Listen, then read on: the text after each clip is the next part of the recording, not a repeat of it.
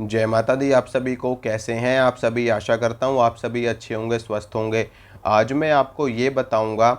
कि किस प्रकार से कोई तांत्रिक, कोई ओझा या कोई भगत आपकी शक्ति को बांध देता है, या आपकी शक्ति को बांध करके अपने साथ में लेकर के चला जाता है, या फिर दूर से ही आपकी शक्ति को खींचने का प्रयास करता है। या मान लीजिए आपकी कुलदेवी बहुत अच्छा कार्य कर रही हैं और आपके घर में खूब बरकत हो रही है, खूब पैसा आ रहा है और हर चीज़ घर में सुख शांति है, परिवार खुश है। लेकिन कई बार ऐसा होता है कि तांत्रिकों के द्वारा ऐसी शक्ति आपके घर में भेज दी जाती है और ऐसा कार्य ज़्यादातर परिवार के लोगों के द्वारा ही करवाया जाता है। जैसे कि किसी के 5 भाई का परिवार है, 4 भाइयों का परिवार है, तो उसमें से 1-2 भाई काफ़ी अच्छे हैं, सुखी हैं, संपन्न हैं, और 1-2 थोड़े से निम्न हैं या फिर उनकी आर्थिक स्थिति खराब है। तो ऐसे में क्या होता है कि उनको ईर्ष्या हो जाती है और उनको ऐसा लगता है कि हमारे भाई ने हमारे ऊपर कोई तांत्रिक क्रिया करवा दी है, जिसके कारण हम गरीब हैं और ये आगे बढ़ते चले जा रहे हैं। वास्तव में देखिए, हर किसी का अपना कर्म होता है, हर किसी का अपना भाग्य होता है और हर किसी की अपनी मेहनत होती है। लेकिन नकारात्मक विचारों के कारण, नकारात्मक सोच के कारण लोग एक दूसरे से ईर्ष्या में आकर के तांत्रिकों के द्वारा क्रियाएं करवा देते हैं। और ऐसे में क्या होता है कि जब जो लालची तांत्रिक होते हैं, लालची भगत ओझा होते हैं, वो पैसों के लालच में आकर के लोगों से कह देते हैं कि हाँ, आपके परिवार के ही लोगों ने आपके ऊपर तांत्रिक क्रिया करवा दी है, या अपने घर का भूत आपके घर में भेज दिया है, अपने घर का प्रेत आपके घर में भेज दिया है। उसी के कारण आपके घर में गरीबी आ गई है, दरिद्रता आ गई है, बीमारियां आपके घर में आ गई हैं। तो जब वो व्यक्ति ऐसा सुनेगा तो निश्चिंत रूप से उसको क्रोध आएगा, गुस्सा आएगा, और वो भी सीधा बोल देगा कि आप उनके घर का भूत उनके घर में भेज दो, उनके घर की चौकी उनके घर में भेज दो। और फिर यहाँ से ये जंग शुरू होती है शक्तियों को भेजने की, वापस भेजने की। फिर क्या होगा, वो जाएंगे दिखाने सुनाने, उनके घर में जब दिक्कतें होनी शुरू हो जाएंगी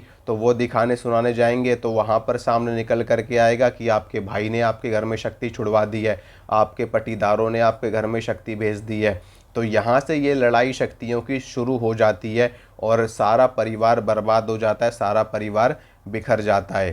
तो मैं आपको बताता हूँ कि ये जो तांत्रिक होते हैं, ओझा, गुनिया, सोखा होते हैं, भगत होते हैं, सेवड़े होते हैं, जो लालची प्रवृत्ति के लोग होते हैं, वो ये कार्य सबसे ज़्यादा करते हैं पैसों के लालच में आकर के। क्योंकि उनका काम ही यही होता है कि कुछ पैसे लेकर के वो बुरी शक्तियों को आपके घर में भेजते रहते हैं। हालांकि इनके पास में कोई बड़ी शक्ति नहीं होती, बड़ी सिद्धि नहीं होती। ये छोटे छोटे मसानों को सिद्ध करते हैं, भूतों को सिद्ध करते हैं और यक्षिणियों को सिद्ध करते हैं। या फिर जो आपने देखा होगा कि कुछ भगत थोड़े से, या फिर कुछ ओझा थोड़े से अधिक सामर्थ्यवान होते हैं, तो वो क्या करते हैं, कर्ण पिशाचिनी को सिद्ध कर लेते हैं। या फिर किसी के घर के जिन्न को पूज लेते हैं, किसी के घर के प्रेत को, किसी थान को पूज लेते हैं। तो उनको पूज करके ये लोगों को इस तरह की चीज़ें बताते हैं और उन्हीं के माध्यम से करवाते हैं।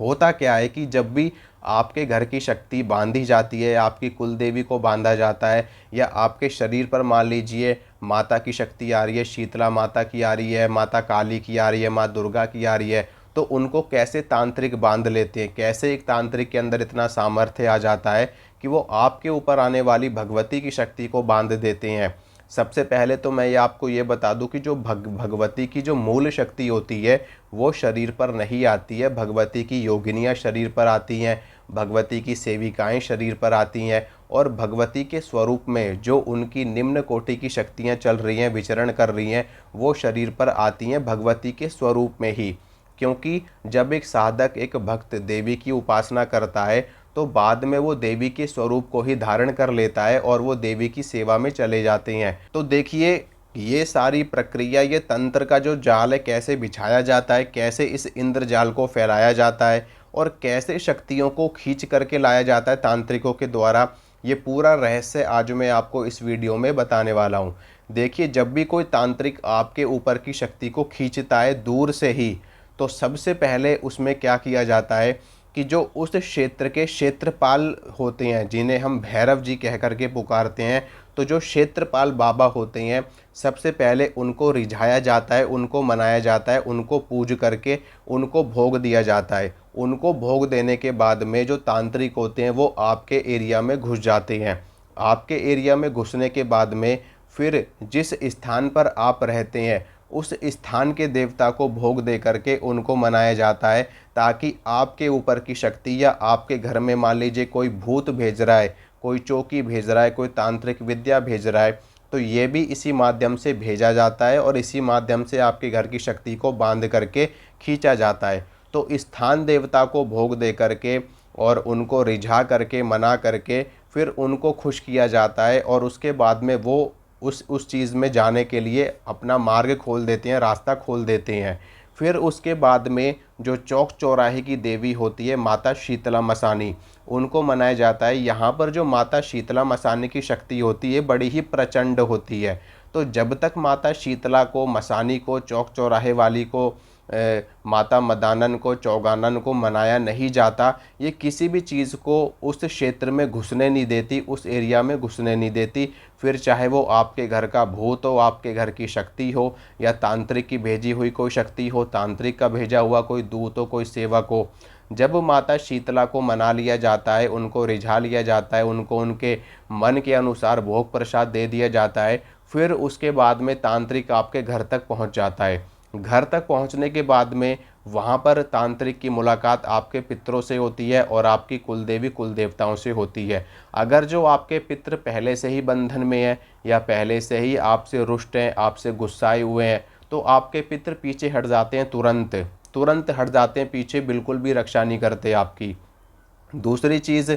आपके कुल देवता, आपकी कुल देवी, एक बार को वो आपके आगे आते हैं, लेकिन अगर उनका भी भोग उनको नहीं मिल रहा होता या वो भी आपसे रुष्ट बैठी हैं, आपसे नाराज़ बैठी हैं आपकी कुल देवी, तो कुल देवी भी आपके पीछे हट जाती है। या फिर आपकी कुल देवी कहती है कि ये लोग तो मुझे वैसे भी पूजते ही नहीं है, मुझे भोग नहीं देते, तो तांत्रिक आपकी कुल देवी को भोग प्रसाद दे करके प्रसन्न कर लेता है और उनको साइड में कर देता है कि हे माता, आप साइड में बैठ जाइए, मुझे इनके घर की शक्ति खींचनी है, मुझे इनके घर का प्रेत खींचना है, मुझे इनके घर का मसान खींचना है। तो देवी भी साइड में हो जाती है। तो यहाँ पर तांत्रिक के आपके घर तक का आने का रास्ता पूरा क्लियर हो जाता है। फिर उसके बाद में वो तांत्रिक आपके घर में बैठे भूत को, प्रेत को, जिन्न को, खबीस को, या कोई शक्ति हो, माँ काली हो, माँ दुर्गा हो, उन सभी शक्तियों को भोग दे करके बड़ी ही आसानी से अपने पास में बुला लेते हैं और यहाँ से आपके घर का बंधन शुरू हो जाता है। आपके ऊपर तांत्रिक विद्या चलाई जाती है,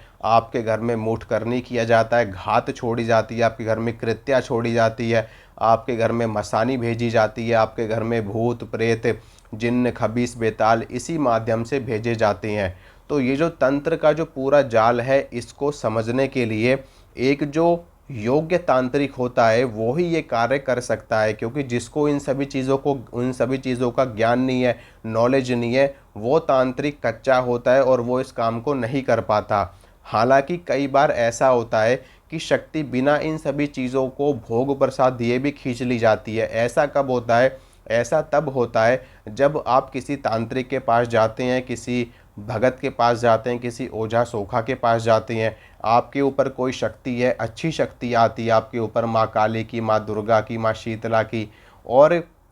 वो शक्ति इतनी प्रबल है, इतनी ऊर्जावान है, इतनी सामर्थ्यवान है, यानी कि योगिनी स्वरूप में है या फिर मसानी स्वरूप में है, तो उस भगत को, उस तांत्रिक को, उस शक्ति को देख करके लालच आ जाता है कि ये शक्ति तो मेरे बहुत काम की है और मुझे इस शक्ति को अपने पास में रखना है। तो फिर वो तांत्रिक क्या करता है कि सीधा ही कुछ भोग प्रसाद अपने हाथ में लेता है और आपके ऊपर से उस शक्ति को उतार करके अपने पास में रख लेता है, या फिर आपके ऊपर शक्ति बुला दी जाती है सिर के ऊपर, और उसके बाद में आपके सिर के ऊपर हाथ रख करके या नींबू के माध्यम से, लौंग के जोड़े के माध्यम से, या फिर 5 बतासे, 2 लौंग, 2 इलायची के माध्यम से आपके ऊपर की शक्ति को उतार करके तांत्रिक अपने पास ले लेता है और वहाँ से आपका शरीर बंध जाता है, आपकी शक्ति बंध जाती है, आपकी शक्ति चली जाती है। आपकी शक्ति जब तांत्रिक के पास जाती है तो साथ में आपकी ऊर्जा का अंश लेकर के भी जाती है, क्योंकि शक्ति जब आपके शरीर में रहती है, एक स्थान बना लेती है, आपके शरीर को ऊर्जावान बनाती है, पोषण प्रदान करती है, शक्ति रक्षा प्रदान करती है, और आपकी कुंडलिनी शक्ति में उनका स्थान होता है, तो जब वो शक्ति वहाँ से निकलती है तो आपके चक्र बिगड़ जाते हैं सारे, जिसके कारण आपका शरीर अस्वस्थ हो जाता है, आप बीमार महसूस करते हो। आपको ऐसा महसूस होता है कि हमारा शरीर बंधा पड़ा है, हमारा शरीर टूटा पड़ा है। आपको गंदे गंदे सपने आने शुरू हो जाते हैं। आपको ऐसे लगता है कि जैसे कि कोई शक्ति हमें मारने का प्रयास कर रही है, या हमारे शरीर से जैसे ऊर्जा ही खत्म हो गई। इस तरह की अनुभूतियाँ साधकों को और भक्तों को होनी शुरू हो जाती है, जिनके ऊपर कोई शक्ति आती है या जिनकी शक्ति का बंधन कर दिया जाता है। तो इस प्रकार से तांत्रिकों के द्वारा आपके घर में शक्तियाँ भेजी जाती हैं, शक्तियाँ खींची जाती हैं, और आपके ऊपर से शक्तियों का बंधन इस प्रकार से लगाया जाता है। तो आशा करता हूँ दोस्तों, जो जानकारी मैंने आपको दी आपको अच्छी लगी होगी, पसंद आई होगी। इसी तरह की जानकारी मैं लगातार देता रहता हूँ। अगर आपको ये वीडियो पसंद आया तो वीडियो को लाइक करना, चैनल को सब्सक्राइब करना, वीडियो को शेयर करना। मिलूँगा आप सभी से अगली वीडियो में। जय माता रानी की।